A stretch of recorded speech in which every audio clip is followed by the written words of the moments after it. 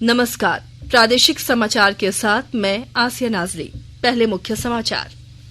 राष्ट्रपति चुनाव के लिए मतों की गिनती आज। एनडीए से झारखंड की पूर्व राज्यपाल द्रौपदी मुर्मू और विपक्ष से यशवंत सिन्हा हैं उम्मीदवार।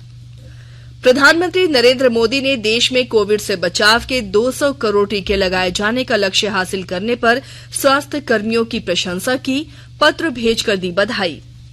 मुख्यमंत्री हेमंत सोरेन ने उपराजधानी दुमका स्थित राजभवन में जनता से संवाद कार्यक्रम में लोगों की सुनी समस्याएं, पदाधिकारियों को दिया समाधान का निर्देश। और मनी लॉन्ड्रिंग मामले में गिरफ्तार मुख्यमंत्री के विधायक प्रतिनिधि पंकज मिश्रा से पूछताछ के लिए अदालत ने ईडी को दी अनुमति, आज से 6 दिन की रिमांड पर। और अब समाचार विस्तार से। राष्ट्रपति चुनाव के लिए मतों की गिनती आज कराई जाएगी। मतगणना सवेरे 11 बजे संसद भवन परिसर में शुरू होगी। मतदान सोमवार को संसद भवन और राज्य विधानसभाओं में कराया गया था। झारखंड की पूर्व राज्यपाल द्रौपदी मुर्मू राष्ट्रपति चुनाव पद के लिए एनडीए की उम्मीदवार हैं।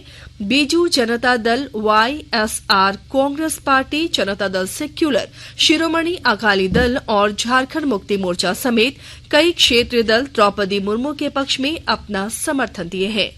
वहीं देश के शीर्ष पद के लिए पूर्व केंद्रीय मंत्री यशवंत सिन्हा विपक्ष की तरफ से उम्मीदवार हैं। मौजूदा राष्ट्रपति रामनाथ कोविंद का कार्यकाल इस महीने की 24 तारीख को समाप्त हो रहा है। प्रधानमंत्री नरेंद्र मोदी ने देश में कोविड से बचाव के 200 करोड़ टीके लगाए जाने का लक्ष्य हासिल करने में संबंधित कर्मियों की सराहना की है। प्रधानमंत्री ने उन्हें व्यक्तिगत रूप से प्रशंसा पत्र भेजकर बधाई दी है। श्री मोदी ने कहा है कि टीकाकरण में स्वास्थ्य कर्मियों, स्वास्थ्य सहायता कर्मचारियों और अग्रिम पंक्ति के कर्मियों ने लोगों को स्वास्थ्य सुरक्षा प्रदान करने में महत्वपूर्ण भूमिका निभाई है। उन्होंने कहा कि कोविड टीकाकरण अभियान पिछले वर्ष 16 जनवरी से शुरू हुआ था। 17 जुलाई को देश ने 200 करोड़ टीके लगाने का महत्वपूर्ण लक्ष्य हासिल किया। प्रधानमंत्री ने कहा कि पहाड़ों से लेकर रेगिस्तान तक और दूर दराज के गांवों से लेकर घने जंगलों तक कोविड टीकाकरण कार्यक्रम ने ये साबित कर दिया है कि वो देश के हर कोने तक पहुंचने में सक्षम है। श्री मोदी ने कहा कि 200 करोड़ टीके लगाए जाने की उपलब्धि देश के लोकतांत्रिक मूल्यों और सेवा प्रदान करने की क्षमता का प्रमाण है। केंद्रीय संस्कृति और सूचना तथा प्रसारण मंत्रालय की ओर से 22 जुलाई से हर घर तिरंगा कार्यक्रम शुरू किया जा रहा है। आजादी का अमृत महोत्सव के तहत देशवासियों में देशभक्ति की भावना जागृत करने और राष्ट्रीय ध्वज को सम्मान प्रदान करने के उद्देश्य से यह कार्यक्रम शुरू किया जा रहा है। अब हर घर की छत पर शान से फहरेगा तिरंगा, गुनगुनाए जाएंगे नव विकास के गीत, आन बान शान का प्रतीक राष्ट्र ध्वज तिरंगा। आइए आजादी के अमृत महोत्सव के पावन अवसर पर इस स्वाधीनता दिवस हर घर फहराते हैं तिरंगा और लेते हैं भव्य और सशक्त भारत के निर्माण का संकल्प। आइए हर घर फहराएं तिरंगा।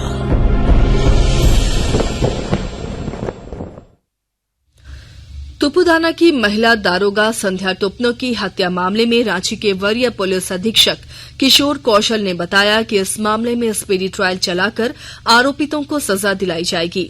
उन्होंने बताया कि वाहन चालक को गिरफ्तार कर लिया गया है और अन्य आरोपितों की गिरफ्तारी के लिए छापेमारी की जा रही है। आपको बता दें कि राजधानी रांची के तुपुदाना ओपी क्षेत्र के हुलहुंडू में कल सुबह करीब 3 बजे पशु तस्करों ने महिला दारोगा संध्या टुपनो को पिकअप वैन से रौंद दिया था, जिससे उनकी मौत हो गई थी।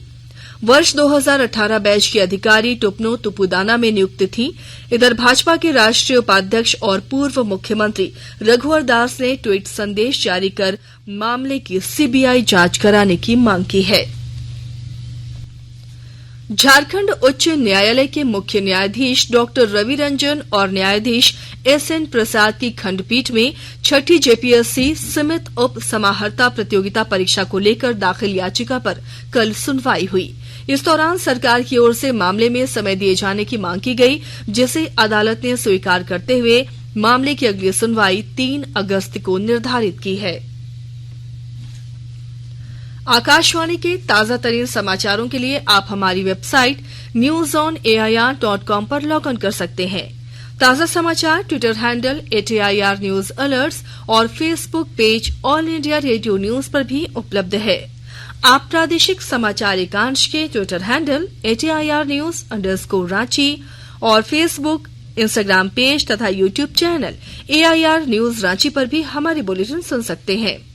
प्रादेशिक समाचार आप आकाशवाणी रांची से सुन रहे हैं और अब पेश है कोरोना से बचाव के कुछ संदेश।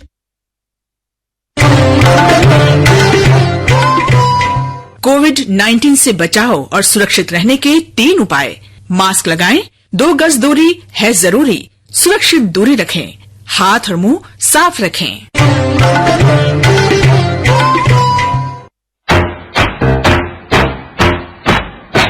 चलो मिलकर एक शुरुआत करें, चलो एक फैसला आज करें, मास्क नहीं तो टोकेंगे, कोरोना को रोकेंगे, चलो एक इरादा करते हैं, चलो एक इरादा करते हैं, मास्क नहीं तो टोकेंगे, कोरोना को रोकेंगे। भारत सरकार द्वारा जनहित में जारी। प्रादेशिक समाचार में आपका एक बार फिर से स्वागत है। मुख्यमंत्री हेमंत सोरेन आज दुमका पुलिस लाइन मैदान में प्रमंडल स्तरीय सर्वजन पेंशन योजना कार्यक्रम में शामिल होंगे। इस दौरान मुख्यमंत्री कई योजनाओं का शिलान्यास और उद्घाटन करेंगे। इससे पहले कल मुख्यमंत्री ने दुमका राजभवन में जनता से संवाद कार्यक्रम में लोगों की समस्याएं सुनी और संबंधित पदाधिकारियों को समस्याओं के निराकरण का निर्देश दिया। कार्यक्रम के दौरान मुख्यमंत्री ने नियुक्ति से संबंधित मामलों पर कहा कि सरकार इसके लिए कार्य योजना बनाकर काम कर रही है। अभी राज्य में कई नियुक्तियां हुई हैं और कई नियुक्तियों को जल्द से जल्द पूरा करने का कार्य चल रहा है। अवैध खनन और टेंडर मैनेज करने से जुड़े मनी लॉन्ड्रिंग मामले में मुख्यमंत्री हेमंत सोरेन के बरहेट विधायक प्रतिनिधि पंकज मिश्रा को कल ईडी की विशेष अदालत में पेश किया गया। इस दौरान ईडी की ओर से पंकज मिश्रा को रिमांड पर लेकर पूछताछ करने की अनुमति मांगी गई, जिस पर अदालत ने उन्हें 6 दिनों तक पूछताछ करने की अनुमति प्रदान कर दी है। ईडी की टीम आरोपित को आज रिमांड पर लेगी और 6 दिनों की पूछताछ के बाद 26 जुलाई को अदालत में पेश करेगी। देश में पिछले दशक में वामपंथी उग्रवाद में उल्लेखनीय कमी आई है। 2021 में उग्रवाद के 505 मामले सामने आए, जो 2009 के 2258 मामलों की तुलना में 77% कम है। 2021 में उग्रवादी घटनाओं में 147 नागरिकों और सुरक्षा बलों की मृत्यु हुई है, जो 2010 में हुई 1005 मृत्यु के आंकड़े से 85% कम है। गृह राज्य मंत्री नित्यानंद राय ने राज्यसभा में कल एक लिखित उत्तर में ये जानकारी दी। उन्होंने कहा कि वामपंथ उग्रवाद घटकर अब 46 जिलों में रह गया है। 2010 में 96 जिले इससे प्रभावित थे। श्री राय ने कहा कि सरकार विशेष सुरक्षा बलों और सुरक्षा के तौर तरीकों को बदलकर वामपंथी उग्रवाद से प्रभावित तरीकों से निपट रही है। बोकारो जिले के आदिम जनजाति पहाड़िया परिवारों को डाकिया योजना से जोड़कर लाभ पहुंचाने की तैयारी पूरी कर ली गई है। पेश है हमारे संवाददाता की रिपोर्ट। बोकारो जिले के आदिम जनजाति पहाड़िया परिवारों को डाकिया योजना के तहत समुचित लाभ पहुंचाने के लिए बोकारो जिला प्रशासन हर संभव प्रयास कर रहा है। जिले की उप विकास आयुक्त कृति श्री ने बुधवार को डाकिया योजना की समीक्षा की। उन्होंने संबंधित अधिकारियों को आदिम जनजाति पहाड़िया परिवारों के लाभुकों को सरकार की सभी योजनाओं का लाभ मिले, यह सुनिश्चित करने को कहा। उप विकास आयुक्त ने कहा कि आदिम जनजाति पहाड़िया परिवारों के युवाओं का कौशल विकास कर उन्हें आत्मनिर्भर बनने में सहयोग करें। इसके अलावा उन्हें आवास, विधवा पेंशन, एवं वृद्धा पेंशन का लाभ देने के लिए आवश्यक कार्रवाई करने को भी कहा। उप विकास आयुक्त कृति श्री ने सख्त हिदायत दी है कि इस कार्य में लापरवाही और कोताही बरतने वालों के खिलाफ विभागीय कार्रवाई की जाएगी। मनोज कुमार, आकाशवाणी समाचार, बोकारो। चाईबासा की एमपी एमएलए कोर्ट ने कल चाईबासा के पूर्व विधायक पुत्कर हेम्ब्रम और भाजपा के पूर्व जिलाध्यक्ष संजय पांडे को रेल चक्का जाम मामले में दोषी करार देते हुए एक वर्ष की सजा सुनाई है। यह मामला 15 मार्च 2012 का है, जिसमें पूर्व विधायक और पूर्व जिलाध्यक्ष के अलावा 50 लोगों के खिलाफ प्राथमिकी दर्ज कराई गई थी। रांची के अपर न्यायायुक्त विशाल श्रीवास्तव की अदालत ने पूर्व मंत्री योगेंद्र साव और उनकी पत्नी पूर्व विधायक निर्मला देवी समेत 4 आरोपितों को पर्याप्त साक्ष्य के अभाव में बरी कर दिया है। सुनवाई के दौरान योगेंद्र साव और निर्मला देवी को जेल से वीडियो कॉन्फ्रेंसिंग के माध्यम से कोर्ट में पेश किया गया। और अब कुछ संक्षिप्त खबरें। गुमला जिले की पुलिस ने प्रतिबंधित संगठन भाकपा माओवादी द्वारा जंगल में रखे गए हथियार बरामद किया है। पुलिस अधीक्षक डॉक्टर एहतशाम वकारिब ने बताया कि गुप्त सूचना के आधार पर पुलिस ने और सीआरपीएफ ने अभियान चलाकर यह कार्रवाई की। सरायकेला खरसावां जिले के चांडिल में 23 जुलाई को नए अनुमंडल कोर्ट भवन का उद्घाटन होगा। इसकी तैयारियां पूरी कर ली गई हैं।